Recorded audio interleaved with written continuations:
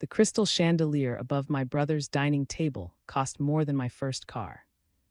I knew that because Tony had brought it up 14 separate times since I'd arrived, once for every year I'd supposedly spent finding myself, while he'd been busy constructing something tangible.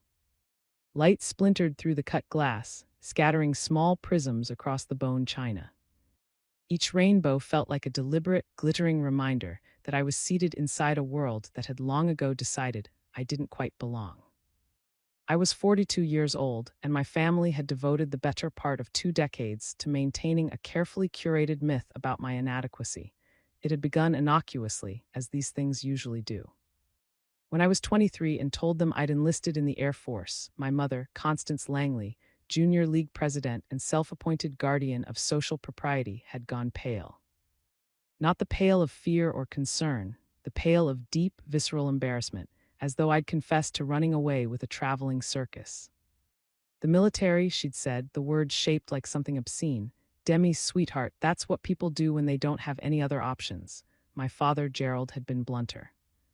It's a phase, she'll come back when she realizes she can't handle it.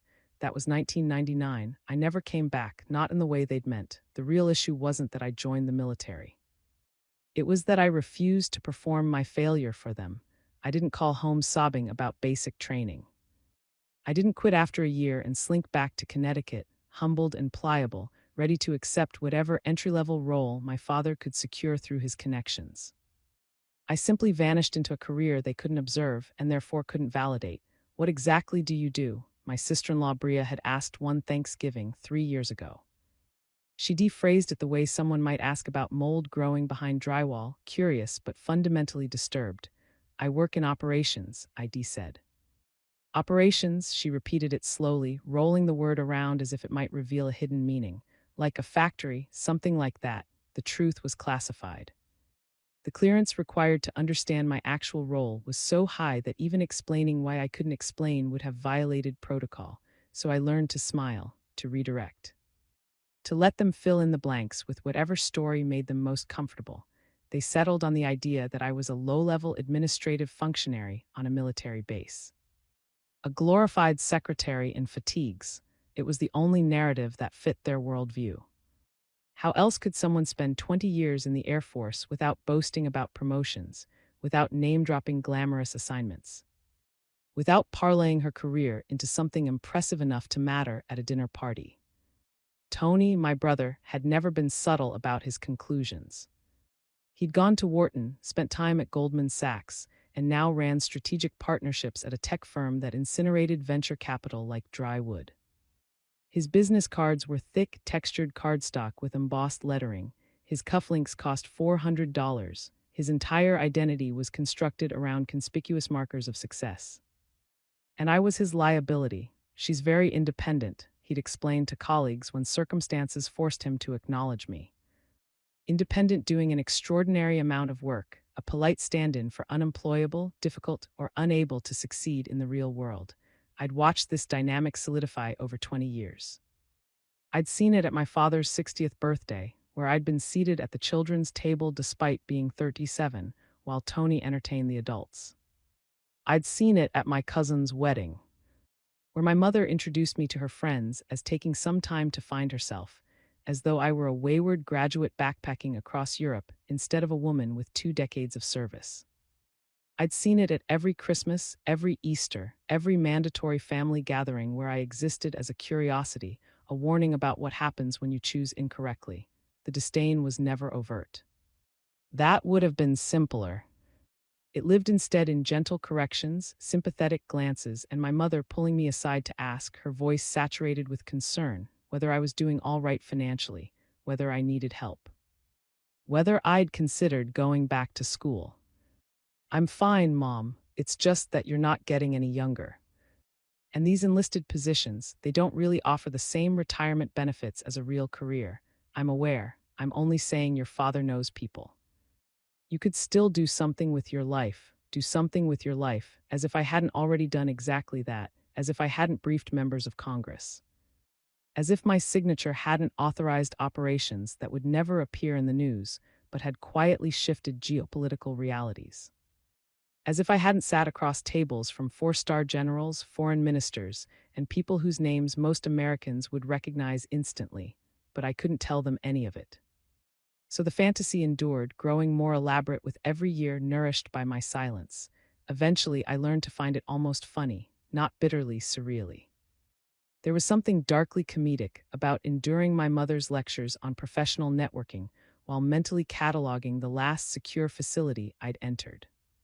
Something amusing about nodding thoughtfully, as my father explained how the real world functioned to a woman who'd spent the previous week coordinating with NATO allies over classified satellite imagery protocols. I developed a kind of sardonic detachment, an internal running commentary that preserved my sanity.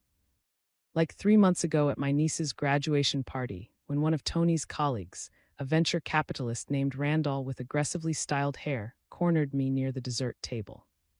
"So Tony tells me you're in the service," he said, loading the phrase with faint disapproval. "That's admirable. My gardener's son did that." "Really helped straighten him out, did it?" I asked, adding a second slice of cake to my plate. "Oh yes, he manages a car wash now, doing very well. The dream," I said flatly. He missed the sarcasm entirely. "Exactly, it's about finding your level. You know, not everyone belongs in the boardroom."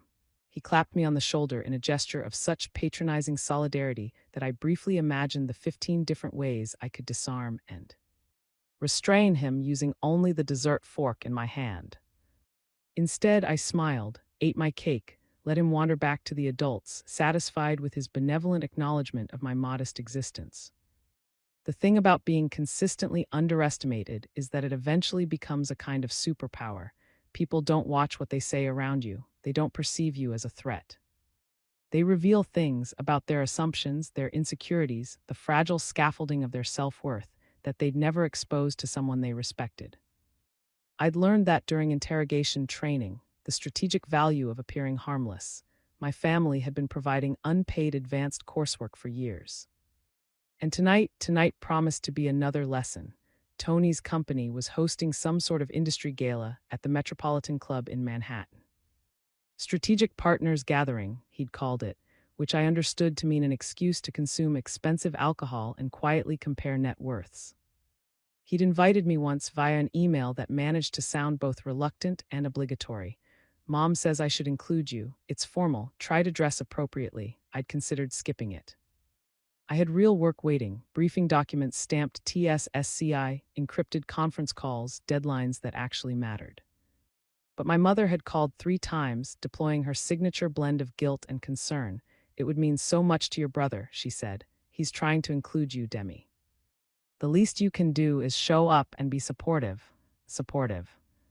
So there I was, wearing a dress purchased specifically for events like this, expensive enough to meet expectations, restrained enough to avoid uncomfortable questions about its origin. My hair was pulled into a simple knot, jewelry minimal, the uniform of someone trying very hard not to draw attention. I arrived at 7:30 p.m., late enough to avoid the receiving line, early enough to avoid criticism.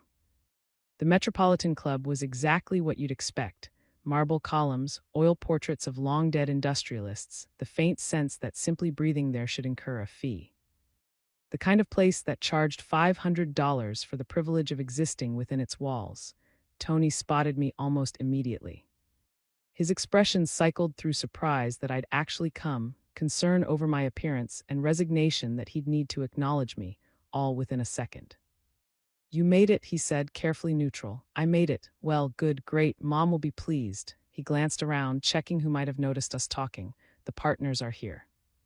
Try to, not mention the military thing too much. Some of these guys are very traditional, conservative." "Old school," I offered. "They have certain ideas about professional women, and the uniform reinforces stereotypes about women in male-dominated fields." He'd finished. "Just maybe talk about other stuff, hobbies, travel, anything normal." "Anything normal." I'd nodded, smiled, watched him relax slightly, believing I'd been managed successfully. The evening had proceeded exactly as expected. I'd been installed at a table near the back, not quite hidden, but definitely not prominently displayed. The centerpiece was a tower of white roses that probably cost more than my monthly housing allowance. The other guests at my table were various corporate spouses, and a few junior associates who'd drawn the short straw on seating assignments. I'd made small talk, commented on the venue, complimented someone's earrings, played the part of Tony's vaguely disappointing sister who was trying at least to fit in. And then they'd arrived at my table. Randall, the same venture capitalist from the graduation party, and his wife Shayna. She was wearing what I estimated to be $15,000 worth of jewelry and an expression of aggressive friendliness that suggested she'd already had 3 glasses of champagne. Demi Randall had boomed as if we were old friends. "Shayna, this is Tony's sister, the one I told you about, the one he'd told her about," meaning the one with the sad little military job. The one who'd never quite figured out how to be successful, the one who served as a useful reference point for their own achievements. Shayna had slid into the seat next to me, bringing with her a cloud of perfume and curiosity. "So nice to finally meet you," she'd said warmly. "Randall says you're in the Air Force." "I am." "That must be so interesting." The way she said interesting suggested she meant the opposite. "What do you do there exactly?" "Operations and logistics," I'd said using my standard deflection. Oh, she'd processed this, trying to map it onto something she understood. "So you help move things around, like supplies, something like that." "That's so important," she'd said with the emphatic sincerity of someone complimenting a janitor's work. "I mean, someone has to do it, right?" "Someone does," I'd agreed. Randall had jumped in, eager to demonstrate his worldliness. "I think it's great that the military is providing opportunities for women now. Even if they can't do everything the men do, there's definitely a place for them in support roles." I'd taken a long sip of water, counted to 3, reminded myself that assault charges were frowned upon at formal events. How progressive, I'd said. Exactly, he'd missed it again. "And I'm sure you've learned a lot. Discipline, time management, following orders. Those are transferable skills." "They are. Have you thought about what you'll do after?" Shayna had asked. "I mean, you can't do that forever. Do they help you transition to civilian jobs?" "There are programs," I'd said vaguely. "You should talk to Tony," Randall had suggested. "I bet he could find you something. Admin work, maybe HR. Companies love hiring veterans for that kind of thing. Shows they're committed to social responsibility." Social responsibility. As if I were a charity case, a box to check on some corporate diversity initiative. I'd smiled. "That's very kind." The conversation had drifted after that mercifully to safer topics. Someone's recent vacation to Turks and Cows, someone else's child's acceptance to Princeton, the normal currency of this world. Money, status, access, all the visible markers of success that you could name drop at cocktail parties. I'd listened with half an ear, my mind elsewhere. Because what they didn't know, what they couldn't know, was that earlier that day, I'd been in a Pentagon briefing room. I'd spent 4 hours reviewing intelligence assessments on Chinese military capabilities in the South China Sea. I'd listened to a 2-star general defer to my analysis on satellite imagery interpretation. I'd signed off on recommendations that would go directly to the Secretary of Defense. And then I'd changed clothes, gotten on a train, and come here to be patronized by people who thought I moved boxes for a living. The surrealism of it never got old. Dinner was served. Some kind of duck preparation that came with microgreens and a foam made from something French and unpronounceable. I'd eaten worse, much worse, in forward operating bases where the closest thing to fine dining was hoarding the good MREs. The speeches started around 9:00 p.m. Tony's CEO, a man named Buchanan who radiated self-importance, held forth about synergistic partnerships and disrupting the enterprise solution space. Everyone applauded at the appropriate moments. Someone made a toast to innovation that was really a toast to profit margins. I checked my phone under the table. 3 messages, all encrypted, all requiring my attention.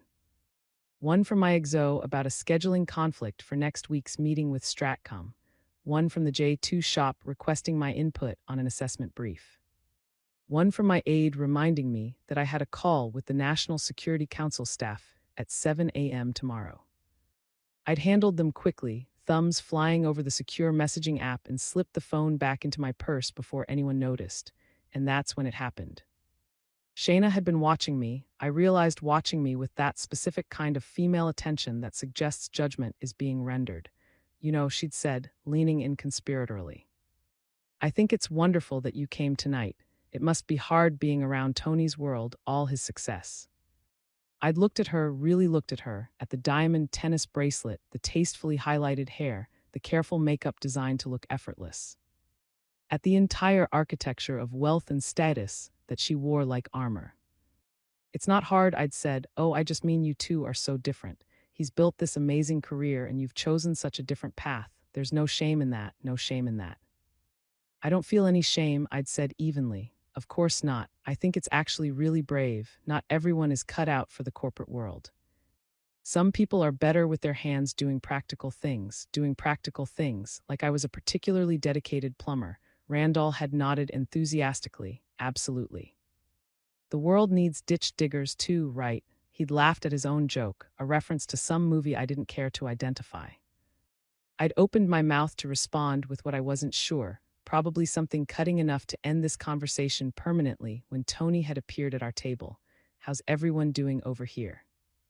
He'd had that false cheer in his voice, the kind that suggested he was concerned I was embarrassing him somehow.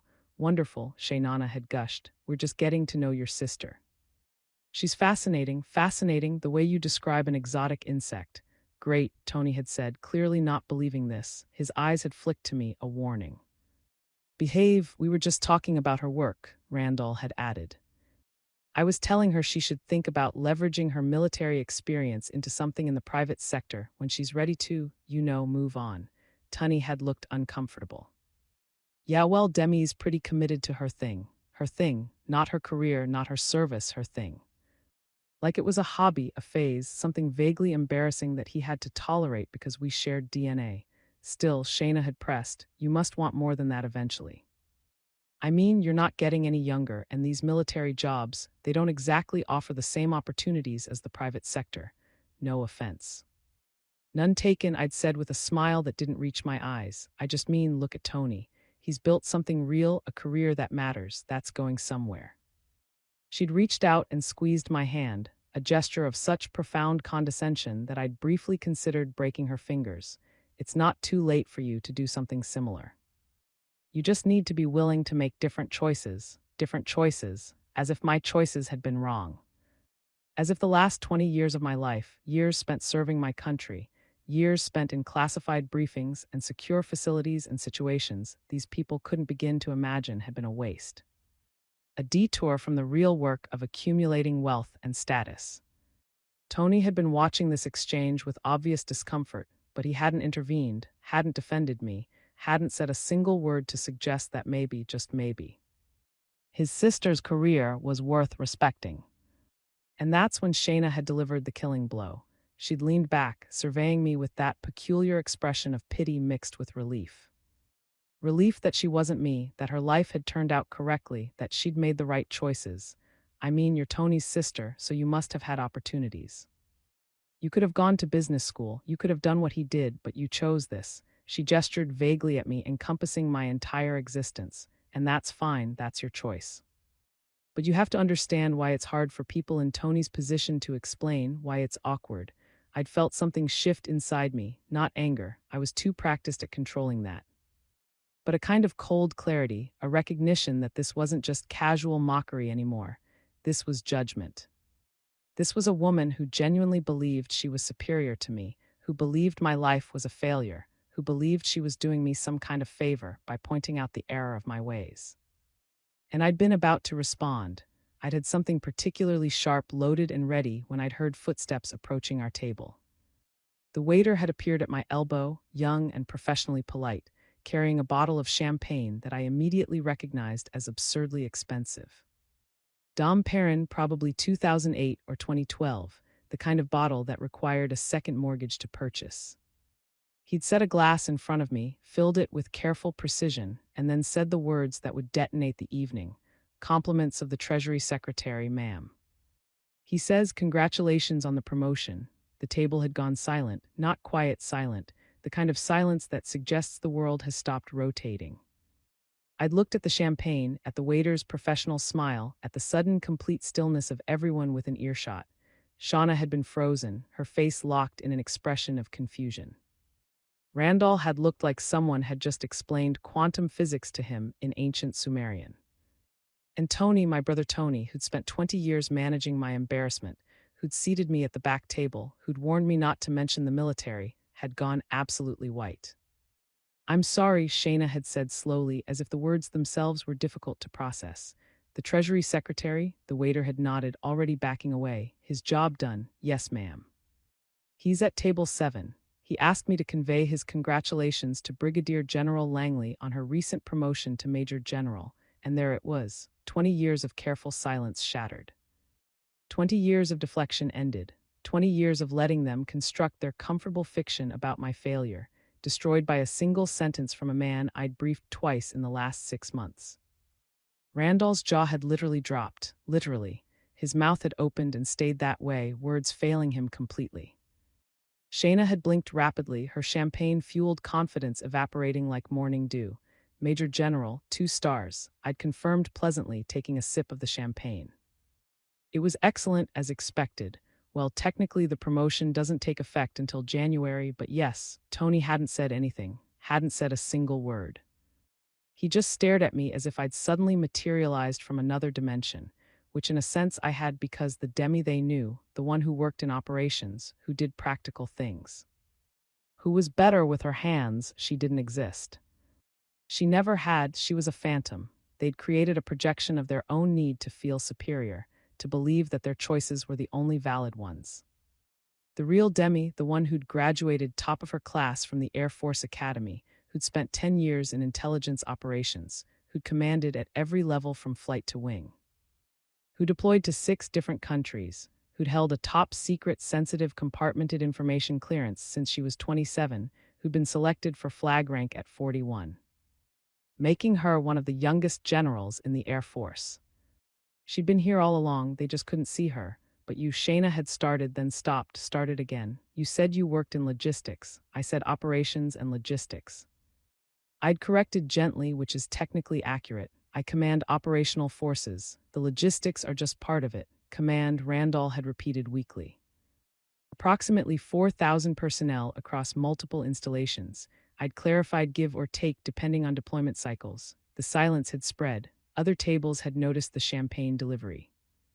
The waiter's announcement, the sudden frozen tableau at our table. People were leaning in, whispering, and then from across the room, I'd heard a chair scraped back. Secretary Winters was making his way toward our table. I'd briefed him last month on cybersecurity protocols for the financial sector. He was a serious man, former Wall Street executive turned public servant, and he didn't make social gestures lightly. "General Langley," he'd said, extending his hand, "I hope I'm not interrupting. I wanted to congratulate you personally before I left for the evening." I'd stood, shaken his hand. "Thank you, Mr. Secretary, that's very kind." "Not at all. Your work on the Joint Task Force has been exceptional. The President specifically mentioned it in our last cabinet meeting." The President, I'd seen Tony's face go from white to red to white again. Secretary Winters had nodded to the table politely, then returned to his party. But the damage, or rather the revelation, was complete. Every eye in the room was now on our table, on me. The whispers had started immediately. "General, 2 stars, did he say the President? That's Tony Langley's sister." Shayna had been staring at me like I'd grown a second head. "Why didn't you say anything?" I'd taken another sip of champagne, let the question hang in the air for a moment. "You never asked," I'd said finally. "Not really. You asked what I did and I told you. Operations, you just heard what you wanted to hear." But she'd looked desperately at Randall, at Tony, at anyone who might make this make sense. "But you let us think." "I let you think whatever made you comfortable," I'd said, keeping my voice even. Not angry, not triumphant, just factual. "You decided what my life looked like based on your own assumptions. I just didn't correct you." Randall had found his voice, though it came out strangled. "You're a general, a 2-star general. As of January, yes. And before, what were you before?" 1-star general, I'd said. "Before that, full colonel. Before that, lieutenant colonel. It's a fairly standard progression." "Jesus Christ," Tony had whispered. I'd looked at my brother, really looked at him. At the expensive suit, the careful hair, the entire performance of success that he'd built his identity around. "You could have told me," he'd said finally, "all these years. You could have said something." "Could I have?" I'd asked quietly. "Would you have believed me? Or would you have assumed I was lying, making it up to compete with you?" He'd opened his mouth, closed it. He didn't have an answer because we both knew the truth. Shayna had stood abruptly, her chair scraping. I need to excuse me, I need the restroom. She'd fled. Randall had followed shortly after, mumbling something about checking on his wife. And then it was just me and Tony sitting at a table scattered with half-eaten desserts and the ruins of his worldview. Why didn't you tell us? He'd asked again. Mom and Dad, they don't know either, do they? No. Why? I'd considered the question the real question, not why I'd kept my rank classified. That was standard security protocol at certain levels. But why I'd let them all believe I was nothing, nobody, a failure. Because you needed me to be, I'd said finally, all of you. You needed someone to compare yourselves against, someone who'd made the wrong choices so you could feel better about your own. And it was easier to let you have that than to fight you on it every day for 20 years. That's not fair, isn't it? I'd met his eyes. When's the last time you asked about my work, really? Asked, wanting to know the answer. When's the last time any of you considered that maybe I had reasons for my choices, that maybe my life was exactly what I wanted it to be? He'd looked away. I love what I do, Tunny. I love serving, I love the work, I love the mission. I don't need a corner office or a 7-figure salary or a business card with raised lettering to feel like my life matters. I have 4,000 airmen whose safety and readiness depend on me. I brief members of Congress. I work with allies across 5 continents. I help protect our country from threats you don't even know exist. I'd paused. And you all decided that because you couldn't understand it, it must not be worth doing. The truth of it had settled over the table like ash. I'm sorry, he'd said finally, I should have. We should have, yes, I'd agreed, you should have. Around us, the gala was continuing, but our corner of it had become its own separate reality. People were still watching, still whispering. The story was spreading. By tomorrow, everyone in Tony's professional circle would know. His embarrassing sister was actually a 2-star general. The failure was actually outranking most of the people in this room. I'd finished my champagne, set the glass down gently. I should go, I'd said. I have an early call tomorrow. National Security Council. Tony had just nodded beyond words. I'd stood, collected my purse, and walked toward the exit. Heads turned as I passed. Whispers followed me like a wake.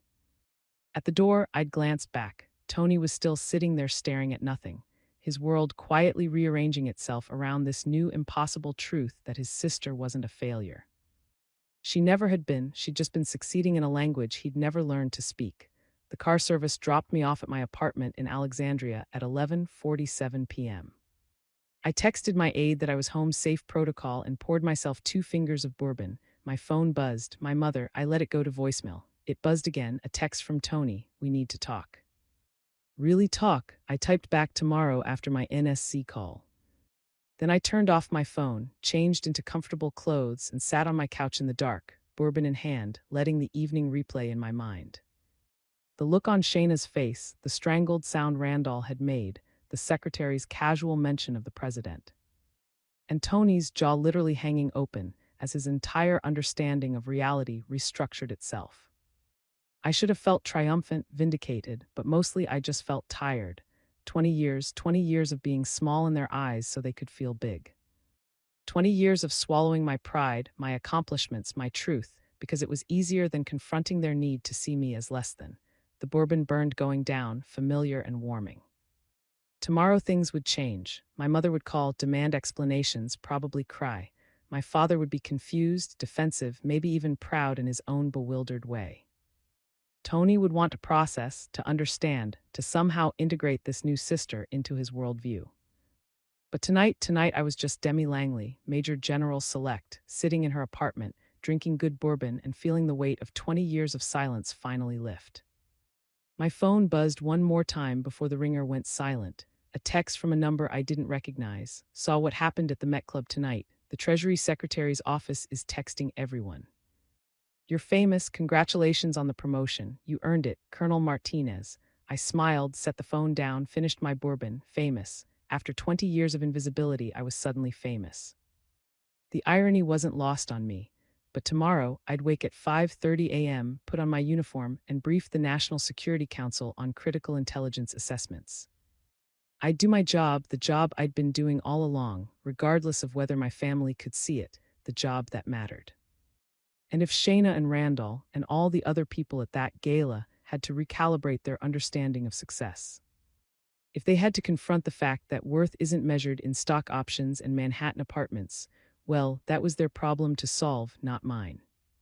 I'd spent 20 years solving bigger ones.